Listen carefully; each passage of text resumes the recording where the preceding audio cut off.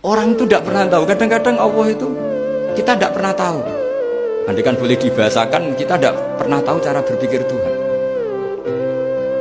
Jadi Allah itu zat yang mau, ya itu tadi otoritasnya penuh. Makanya saya pernah cerita di mana-mana, di kitab-kitab yang saya baca itu ada dua orang yang ahli neraka, sudah di neraka. Ini sekaligus ijazah, saya ulang lagi sekaligus ijazah, bisa dipraktekkan nanti itu. Setelah itu dua orang ini dipanggil ke surga sama Allah. Allah itu tanyanya ya aneh, enak di neraka, ya udah enak di neraka. Ya gak enak di neraka, kok ditanya enak enggak ya gak enak.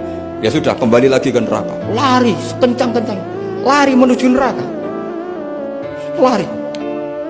Sama Allah dipanggil lagi, loh kenapa kamu semangat? Ya Allah, saya ini kapok, saya ini trauma. Dulu ketika engkau perintah, saya ini lelet sekali, disuruh sholat lelet, disuruh zakat lelet. Maka ini dengan perintah saya semangat supaya nggak ngulang kesalahan yang sama. Akhirnya sama dipanggil, ya sudah di surga aja, di surga. Karena semangat lari menuju neraka. Maka ini ijazah, nanti kalau di mahsyar ya kamu dipanggil, ayo masuk neraka, harus apa? Semangat, semangat, harus semangat. Oke Gusti, semangat. Lah repotnya kalau nggak dipanggil lagi. Akhirnya barokahnya semangat itu dia di surga. Kita tidak pernah tahu cara berpikir Tuhan, nanti kan boleh dibahasakan seperti itu. Yang satu, ayo kembali lagi ke neraka, tolah itu, jalan oleh lagi, sampai itu gak semangat oleh lagi. Terus ditanya sama, kenapa kamu tolah itu? Saya tidak pernah ngira ya Allah, ketika engkau panggil di surga, kemudian engkau kembalikan lagi ke neraka. Ya sudah, kamu di surga saja. Barokahnya husnuzon. Jadi Tuhan itu unik. Makanya dalam tradisi ulama itu ad-dinu ar-riwayah, agama itu riwayat. Sebagian diredaksikan inna hadzal ilma dinun fanzuru amman ta'khuduna dinakum. Agama ini, ilmu ini agama, maka lihat riwayatnya.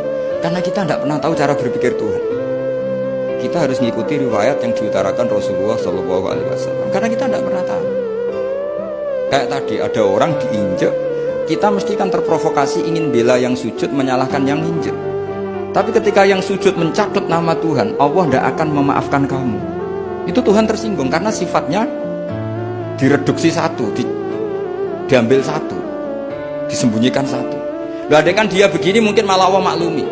Saya tidak akan maafkan kamu. Enggak apa-apa Allah, kan saya kan tidak mencatut namanya Allah. Selama hidup saya tidak akan maafkan kamu. Allah gak akan tersinggung. Karena dia sebagai manusia tentu punya dendam, punya rasa mangkal, punya emosi.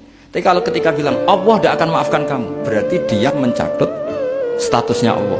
Dan Allah disifatkan hanya satu dari sifatnya Allah, yaitu hanya sifat menyiksa. Padahal Allah punya sifat memaafkan.